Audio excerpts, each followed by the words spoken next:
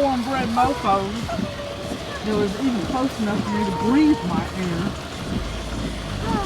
It just took me exactly 24 minutes to get checked out. Not to go through the line, but to get checked out.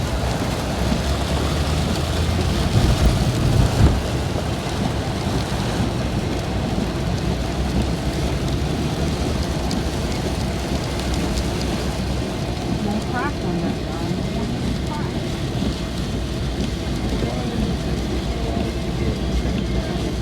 Because that woman was retarded.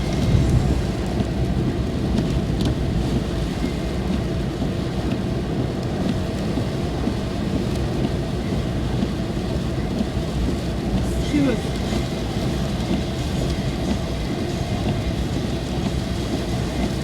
And then she would look at me, ask me how much it was, and this and that, ask me how many she put in her bag.